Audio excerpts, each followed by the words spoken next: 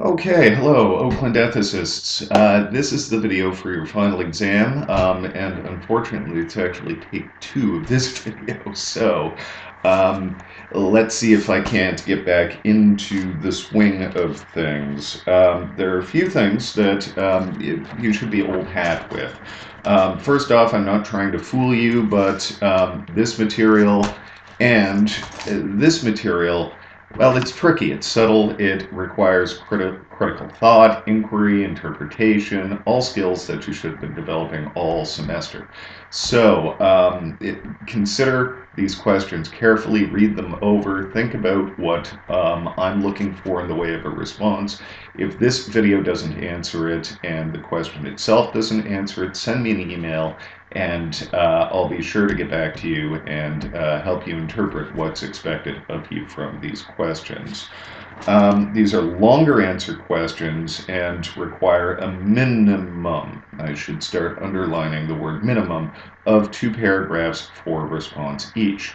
But like all things in life, if you only put in the bare minimum, you're only going to get the bare minimum back out of it, right? So the advice is figure out what the question is asking for and answer it completely, right?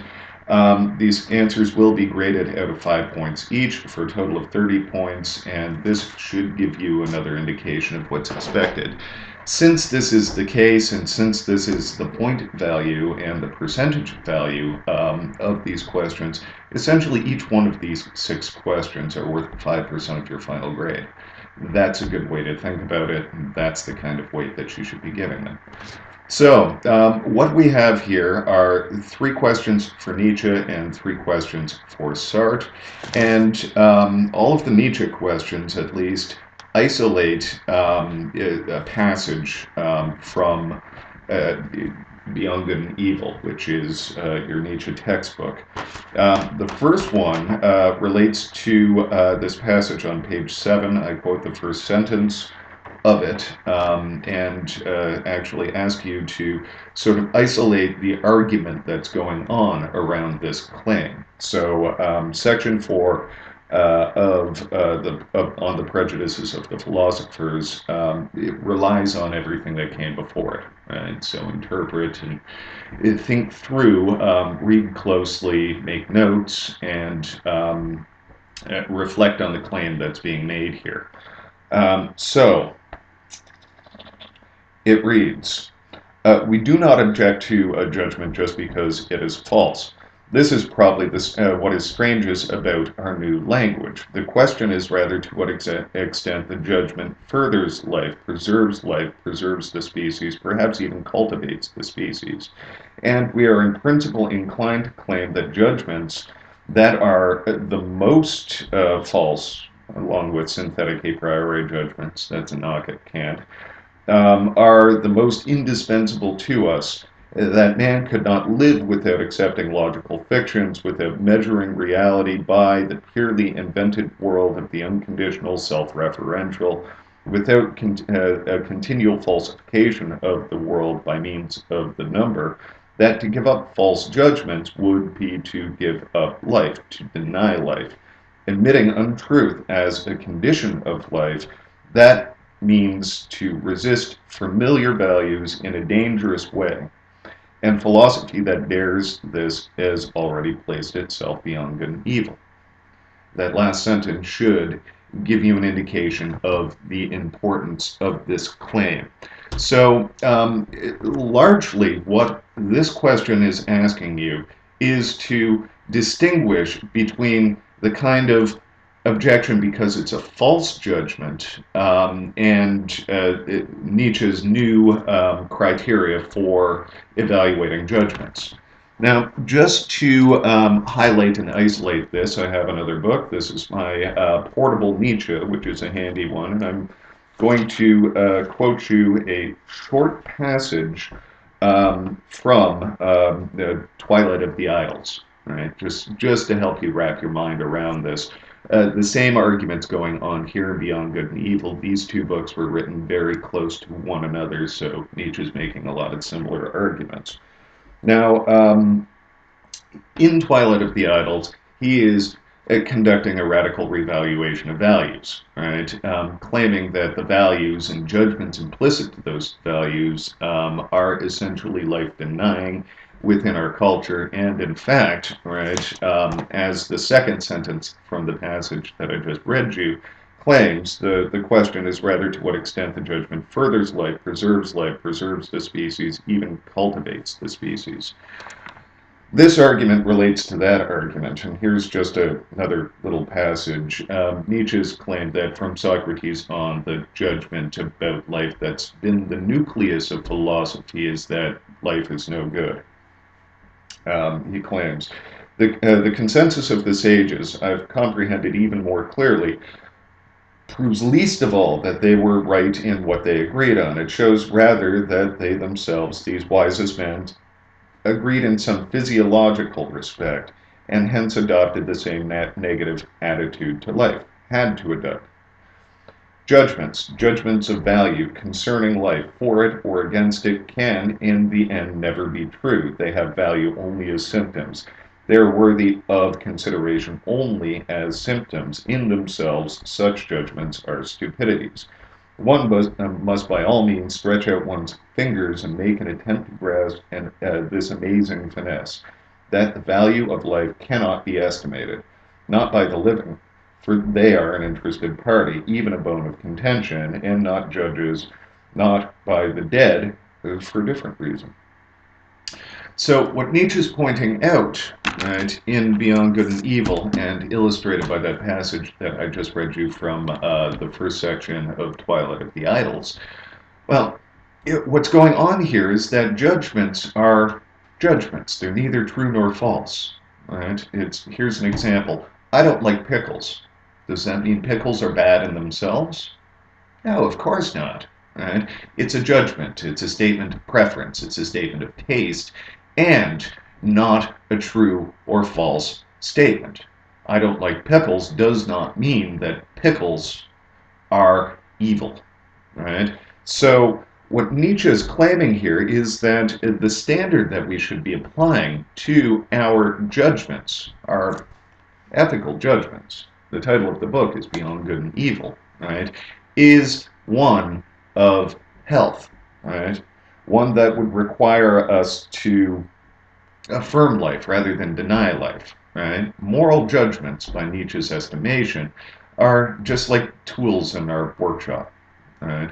They're neither good nor bad, they're only handy or not. They're either in the way or not, right? So if we are going to establish morality, right, it ought to be one that, as Nietzsche says, furthers life, preserves the species, perhaps even cultivates the species.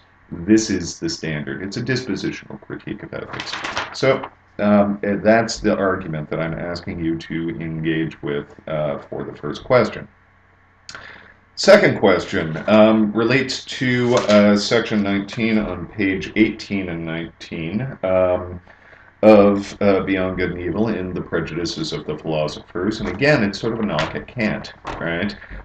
You remember when we studied Kant that for Kant, human beings are interesting beings because we are free. We have this free will. We can choose autonomously.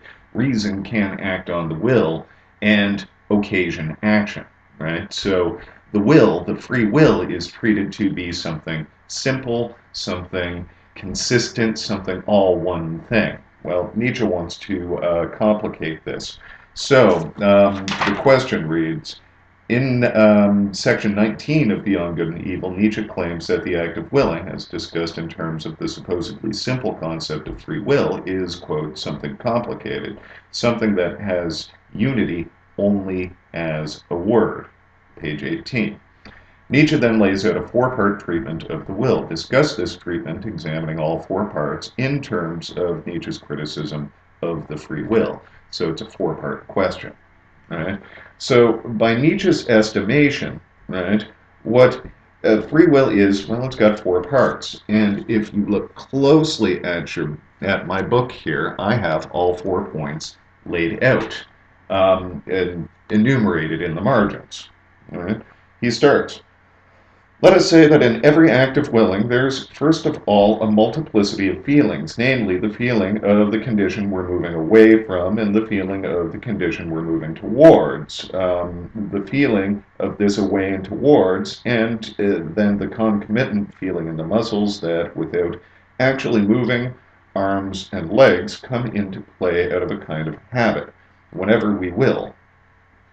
So what Nietzsche's first pointing out is that when we will, we're always bodily situated within a situation. We feel our muscles. We feel sort of this drive to and from. We have a sensation, right, which a series of sensations that make up our sense of place. Right, so I've nicknamed this first, which he calls feeling. This problem with the translation. Faber isn't necessarily the greatest at this, but nonetheless, this feeling I've nicknamed sensation. Second, just as we must recognize sensation, I'm substituting there, and indeed many kinds of sensation as an ingredient of the will, so must we likewise recognize thinking. In every act of will there's a commanding thought, and we must not deceive ourselves that this thought can be separated from willing, as if we would then have any will left over. So we have a conceptual understanding of our situation, of our surroundings. I mean, if you look around my office right now, I'm in a chair. It's comfortable or not, right? I have an understanding of where I am, what the capacities of this space are, etc., right? Our conceptual understanding is largely, by Nietzsche's estimation, an interpretation of our situation. Right? So first we have sensations, next we have a conceptual understanding of our situation, which he calls thinking here. Third, the will is not merely a complex of feelings and thoughts, it is above all an emotion, and in fact the emotion of command. What is called freedom of the will is essentially an emotion of superiority felt towards the one who must obey. I am free, he must obey. This consciousness lies in every will, as does also a tense alertness, a direct gaze concentrated on one thing, an unconditional assessment that now we must have this thing and nothing else, an inner certainty that obedience will follow, and everything else that goes along with the condition of giving commands. A person who wills, this person is commanding a something in himself that obeys, or he thinks is obeying, right? So in addition to sensations, right, the feelings in our muscles, the possibility of a toothache or a headache, hungriness, the sensations generated by our sense impressions of our surroundings, in addition to our conceptual interpretation of our situation, we have this feeling of command. This is what free will means, right? I am going to command myself to wake up in the morning even though I don't want to with the alarm. I'm going to command myself to sit down and concentrate on something that I feel is boring or unappealing, etc., etc., etc., right? So this is what we refer to when we say freedom of the will. It's an emotion that is attached to our conceptual and sensate understanding of our situation. That makes us feel good. I'm in control, right? But, as Nietzsche points out, if there is something in us that commands, there's also something in us that obeys. So the fourth part, but now let us consider the strangest thing about the will, about the multifarious thing that common people call by one word alone. In any given case, we both command and obey. And when we obey, we know the feelings of coercion, pressure, oppression, resistance, agitation that begin immediately after the act of the will. On the other hand, we're in the habit of ignoring or overlooking this division by means of the synthetic concept I. Right? So what Nietzsche's pointing out to us here is that Every time we exercise our free will, every time I, Grant, do something, right, there is this inner sort of turmoil and conflict, right? This is why specifically an ethical dilemma, or any sort of act of the will really, but specifically an ethical dilemma, is so complicated.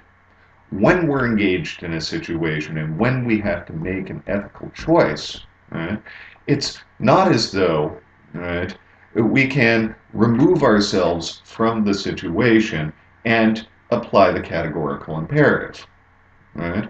Picture yourself in a situation where perhaps you've just hit somebody with your car.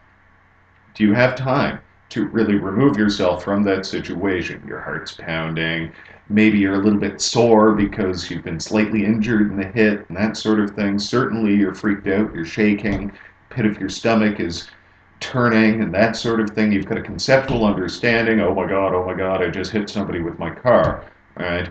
And then you have to make a choice. It's not as though reason removes you from that situation and you can say to yourself, act only in the manner in which the maximum of my action is can at the same time be willed as a universal law. Wait, I have to use human beings as ends only and never a means to my, okay, what should I do? Complex calculation, reason acts on the will and then you act. That's not the situation, right? The situation is, oh God, I just hit somebody. What should I do? What should I do? And the action that emerges there is largely, uh, basically, the winner of an inner turmoil, right? So ethics, if Nietzsche's right, and this four-part breakdown of the will is accurate in any way, right? Ethics is a matter of this inner turmoil and whatever action emerges from this inner turmoil as the strongest.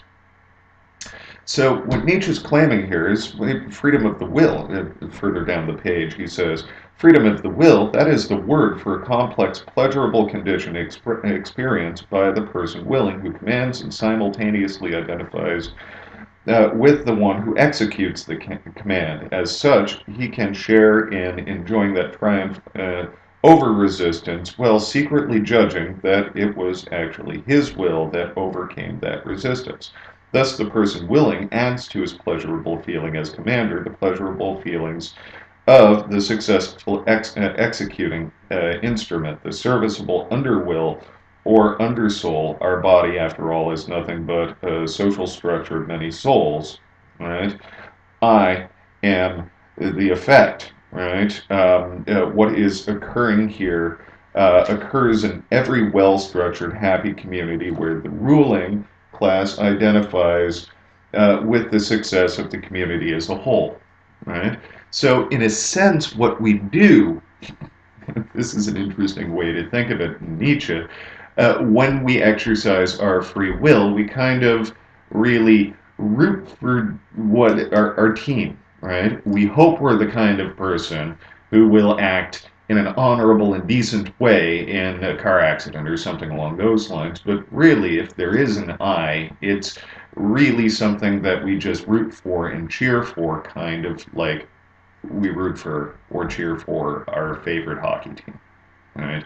Go Wings, right? And then when the Wings win, right, we feel like we won, yeah, but, right, really it's something complicated, right? Really it's a complex sort of nexus of forces within us that it produces an action, right? That's why we aren't too terribly dependable, right? So what Nietzsche's claiming here, right? We should stop talking about free or unfree wills. Really, what we're looking at is either strong or weak wills. So, the final question for Nietzsche. In section 42 of Beyond Good and Evil, Nietzsche describes a new category of philosophers which he claims are on the rise, who he dubs experimenters. Alternate translation is attempters. These new philosophers represent and engage with a new form of morality. Based on what you understand of Nietzsche's position, describe these new philosophers. Now, this is an overview reading comprehension question, right? So you've read Beyond Good and Evil. What we're looking for is section 42, where he introduces these new philosophers and gives them a name. But really, throughout, since the preface, he's been describing the situation these new philosophers have to engage with and a series of insights into the prejudices of what's come before that they have to take into account. In section 42 on your page 39, he claims a new category of philosophers is on the rise. I shall be so bold as to christen them with a name that's not without its dangers. As I divine them, as they allow themselves to be divined, for it's part of their nature to want to remain a riddle in some respects, these philosophers of the future might rightfully, and perhaps also wrongfully, be described as experimenters or attempters. And this name, too, is ultimately only an experiment, or, if you like, a temptation. Section 43, he continues. Are they new friends of truth, these approaching philosophers? Probably so, for until now, all philosophers have loved their truths. But it is certain that they will not be dogmatists. It would surely go against their pride and also against their good taste if their truth had to be a truth for everyone else too. This has been the secret wish and ulterior thought in all earlier dogmatic endeavors. My judgment is my judgment. No one else has a right to it so easily, as a philosopher of the future might say. We have to rid ourselves of the bad taste of wanting to agree with any others. So, what is going on in this section all the way over to page 42, which is the conclusion of this particular section? Nietzsche is describing these new philosophers based on the insights that he's thus far laid out, right? That point that he just made about judgments is the one that you addressed in your first question, right? It relies on this notion of strong wills or weak wills rather than free or unfree wills. And it sort of overcomes a certain dogmatism with regard to the way that we draw and make judgments. Always and everywhere we find this. If you watch any of these home renovation or design shows, you find a whole series of professional designers coming in and basically presenting their aesthetic judgments, their preferences as truth. And as evidence for their preferences being the true or the correct judgment, right, usually they appeal to everybody else's taste. Right? Well, Nietzsche calls this bad taste. Right? So largely, your project is to create an overview of these two sections of Beyond Good and Evil, right? And tell me what these philosophers of the future, or this new category of philosophers, might look like. Right, so it's largely an interpretation question, but keep in mind that your interpretation has to be consistent with the arguments presented in the text that you've just read. So that's your goal. Now on to Sartre. 3 questions, right? One having to do with anguish or anxiety. The second one having to do with Sartre's comparison of our ethical situation to the activities of an artist, and then finally 2 methods for making a moral judgment. Right? First, on page 18 of his Existentialism and Human Emotions, Sartre makes the claim, in choosing myself, I choose all of mankind. Just as a hint, it's basically his treatment of anxiety that you are engaging with here starts on 18 and goes all the way over to page 21, right? So Basically, what Sartre is doing in this section is drawing the consequences of the existential motto or credo, existence precedes essence, or that we are nothing until we choose an act, and as we choose an act, we define ourselves. Right? So what Sartre has done is placed moral philosophy as first philosophy. Right? Now, the passage that I'm referring to, like in the question on page 18, is the bottom of the partial paragraph here, right? Therefore, I'm responsible for myself and for everyone else. I'm creating a certain image of man of my own choosing. In choosing myself, I choose man. This helps us understand what the actual content of such rather grandiloquent words as anguish, forlornness, and despair. As you will see, it's all quite simple. Right?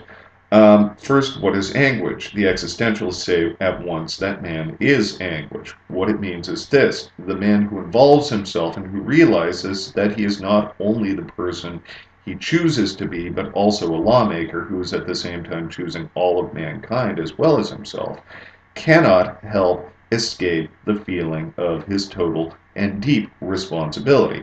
Of course, there are many people who are not anxious, but we claim that they are hiding their anxiety, that they're fleeing from it.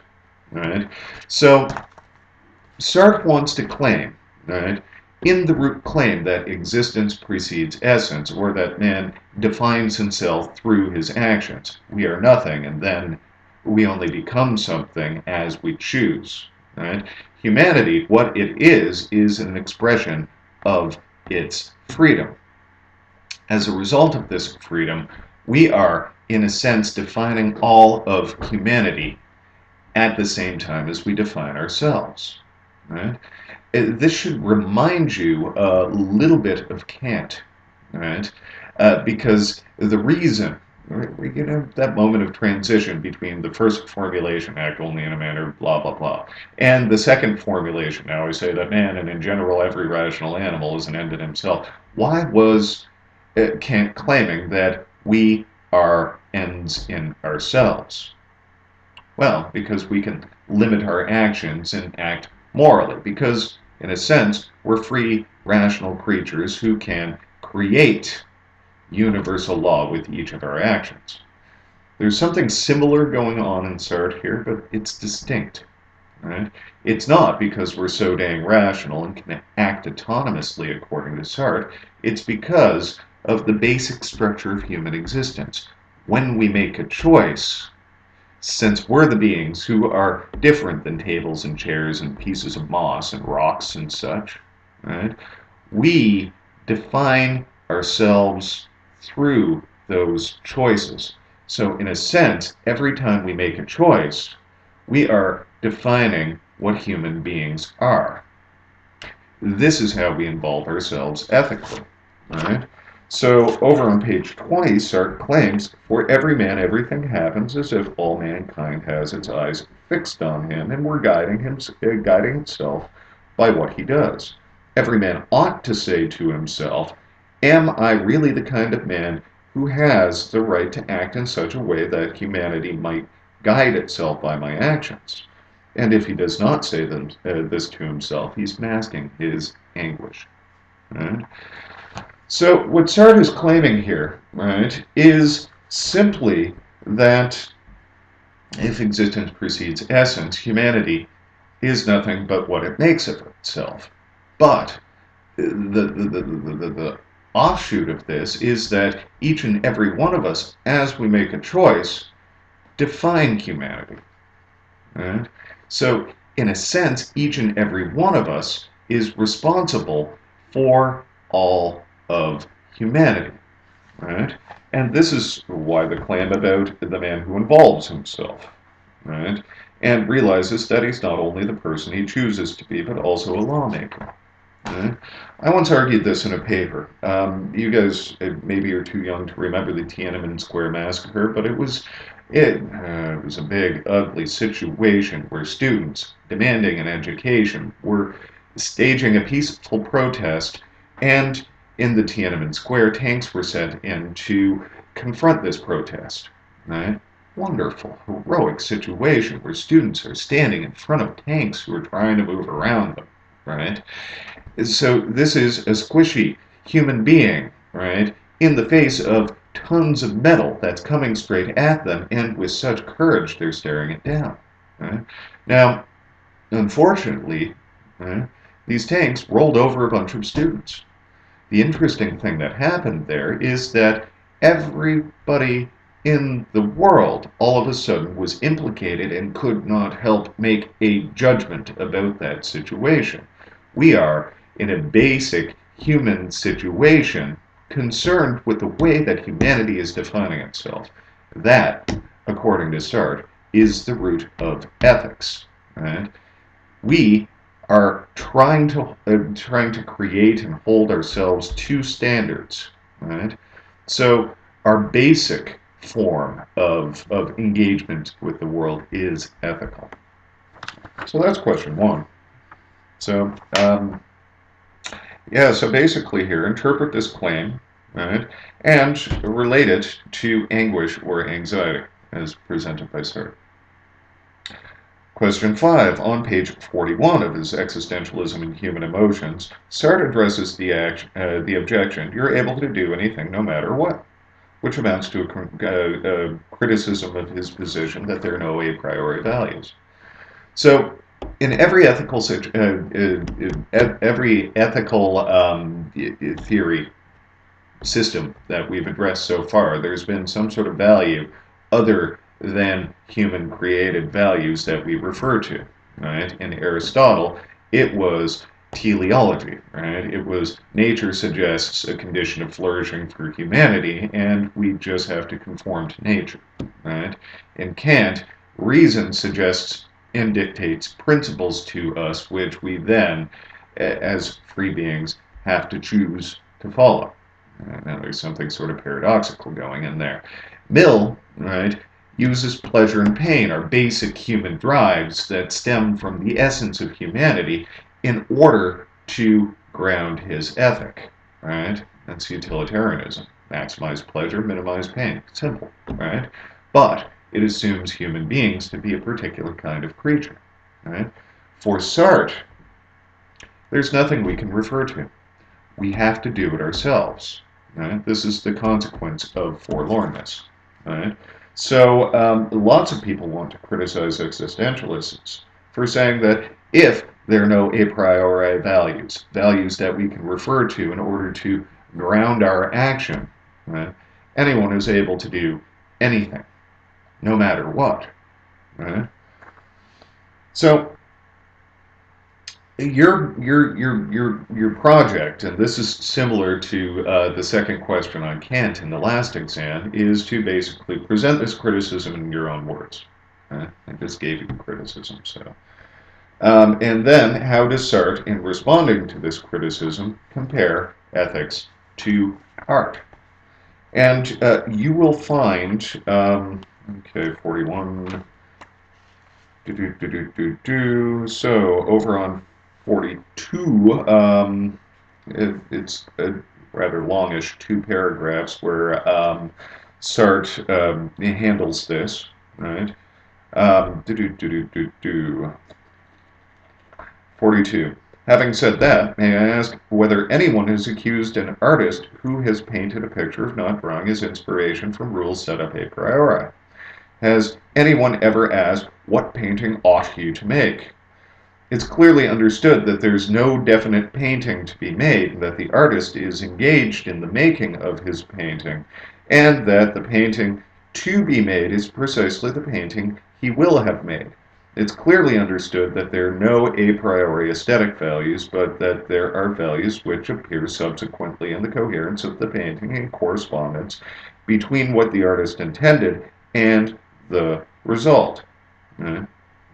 Simply put, it's because the artist is responsible for the act of creation, right, that brings about the painting.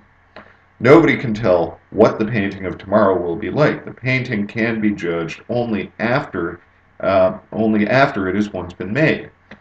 What connection does this have with ethics? We are in the same creative situation. We never say that a work of art is arbitrary. When we speak of a canvas of Picasso, we never say that it's arbitrary. We understand quite well that he was making himself what he is at the very time he was painting, and that ensemble of work is embodied in his life. The same holds on an ethical plane. What art and ethics have in common is that we have creation and invention in both cases. We cannot decide a priori what there is to be done. I think that I pointed that out quite sufficiently when I mentioned the case of a student, an example he referred to earlier. Right? So essentially, what Sartre is claiming here, right, this is a consequence of what he called forlornness, right?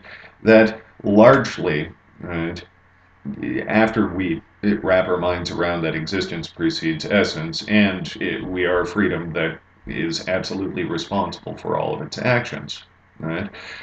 Sartre turns to encounter this notion of forlornness, this idea that there is no heaven of ideas that we can refer to in order to base our judgment. We like to have rule books and systems and that sort of thing, right? But this is another way of running away from ourselves. Essentially, when we enter an ethical situation, we are creating actions to engage this situation. Right? Again, let's say you're in a car accident, right? And boom, you hit somebody else's car. Your heart's pounding, you're very nervous, that sort of thing. Even if you did refer to Kant, okay, act only in a way that the maximum of my action can be willed to be universal law, or applied the principle of utility, right? Maximize pleasure and minimize pain for the greatest number. The greatest good for the greatest number. This is what I have to do, right? Largely, what Sartre is pointing out is that every time you engage with these systematic methods of choosing in a situation, you've chosen to engage these systematic methods of choosing in a situation. Right? So there's nothing and no one who is responsible for your action other than you. Right? You are creating an action to engage with that situation. Right? So, in a sense, the criticism is right. You are able to do whatever. That's why ethics matters, right? Because you're free, right? There's nothing to stop you from hopping back in your car and driving away from that accident. There's nothing stopping you from, yelling at the person and trying to blame them for you having hit them. Right? There's nothing to stop you from doing that. Right? Except maybe a judgment that your action is kind of like a bad painting. You know? And what Sartre is going to suggest with this existentialism is a couple of methods for determining what sort of value an action has. Right? This section of the argument here, comparing ethics to art, really stresses the fact that we are essentially in a creative situation when we are making choices. Right? Which isn't to say that the choices are arbitrary, right? As the criticism would have it, right? Your choices are arbitrary. But rather, they make only sense as acts of creation embedded in the situation in which they were created. Right? Like the painting. It only makes sense as a creative act, right? As an expression of the artist. Right? So that's the criticism and the response that I want you to provide a summary of. Right? Okay, question 6. From page 44 to 48 of Existentialism and Human Emotions, Sartre outlines two arguments in terms of which we are able to make a judgment about the actions of others. Discuss these. There are two methods. First, it's sort of a logical form of judgment. Right? logical form of judgment. Yeah, how do we mean that, right? That basically the origin of the act was based on misinformation or some sort of incorrect kind of, it's sort of a boring kind of judgment, right? Whoops didn't see there. Whoops didn't see my neighbor's cat under my back wheel as I was pulling out, right? That was based on an error, right? So when we are judging the act of others, right, we can point out these errors, right? But there was cat there, clearly. Clearly you were wrong. Maybe you should have checked. Right? Responsibility entering in there. Right? And then secondly is more interesting. Right? Where is it? 44. Boo, boo, boo, boo. Yeah, 45. Besides, I can bring a moral judgment to bear. When I declare that freedom in every concrete circumstance can have no other aim than to want itself, if man has once become aware that in his forlornness he imposes values, he can no longer want but one thing, and that is freedom as the basis of all values. That doesn't mean that he wants it in the abstract.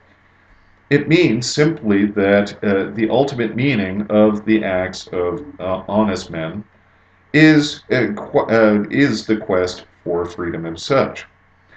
A man who belongs to a communist or a revolutionary union wants concrete goals. These goals imply an abstract desire for freedom, but this freedom is wanted in something concrete. We want freedom for freedom's sake and in every particular circumstance. And in wanting freedom, we discover that it depends entirely on the freedom of others and that the freedom of others depends on ours. Of course, freedom, as the definition of man, does not depend on others, but as soon as there is involvement, I am obliged to want others to have freedom at the same time as I want my own freedom. I take freedom as my goal only if I take that of others as a goal as well. Consequently, when, in all honesty, I've recognized that man is a being in whom existence precedes essence, that he is a free being who, in various circumstances, can want only his freedom, I have at the same time recognized that I can want only their freedom, the freedom of others. Therefore, in the name of this will to freedom, which freedom itself implies, I may pass judgment on those who seek to hide from themselves the complete arbitrariness and the complete freedom of their existence. And then this gets funny. Those who hide their complete freedom from themselves out of a spirit of seriousness or by means of deterministic excuses, I shall call cowards. It's not my fault. I had no choice. It's company policy. Well, Kant told me to do it. Right? Those who try to show that their existence was necessary when it is the very contingents of man's appearance on earth, I shall call stinkers. But cowards or stinkers can be judged only from a strictly unbiased point of view. Therefore, though the content of ethics is variable, a certain form of it is universal. Kant says that freedom desires both itself and the freedom of others. Granted, but he believes that the formal and universal are enough to constitute an ethic. We, on the other hand, think that principles which are too abstract run aground in trying to decide action. So, what the heck does all of this mean? Right? The key passage is here. Therefore, in the name of freedom, that this will to freedom, the name of this will to freedom, which freedom itself implies, I may pass judgment on those who seek to hide from themselves the complete arbitrariness and the complete freedom of their existence. So, what Sartre is setting up here is a treatment of what he calls bad faith, running our way from ourselves into self-deception, masking our anguish, complaining that, no, I wasn't free in this situation, I had no choice, right? Or I'm not responsible for this. Right? That's bull. You're lying to yourself. Right? Pretending like You have to do this because there are these a priori or universal values, as though you don't interpret or choose a system of values beforehand, right? This is it's company policy kind of argument, or I was just following orders kind of argument, right? That appealing to values that are somewhere out there in the world somehow alleviates you of responsibility for your choices and for your actions is cowardly, stinkerly, and lying to yourself. Right? Setting up a determinism in which, well, given the situation, right, there was nothing else I could do. In any given situation, there are a myriad of choices that anyone can make. Right? So pretending like you had to do a particular action, you're lying to yourself. Right? You're completely free. So that means you're completely responsible for your actions. Right? So these are the two ways, logical and bad faith. Right, so I want you to provide me with a discussion of these arguments. This exam is due on April 25th by 11:55 p.m. That's 5 minutes to midnight. You're submitting to Moodle in .doc, docx, or .txt, or PDF format, really. I can do that. And the discussion boards for this class will close at exactly the same time. So get me your discussions, get me your responses to this. Note that academic integrity standards are going to hold for this exam as well. I've unfortunately already found a plagiarist this semester, so I would like to not find more plagiarists. The consequences are dire. And as both Nietzsche and Sartre point out, it's up to you, and you will have to deal with your responsibility and the consequences for these kinds of actions. So, that's the course. Let me know if you need anything. I have office hours on Wednesday between 1 and 5. That's room 319 O'Dowd Hall. Otherwise, you can email me and we will go from there. I look forward to reading your responses and thank you for an interesting semester.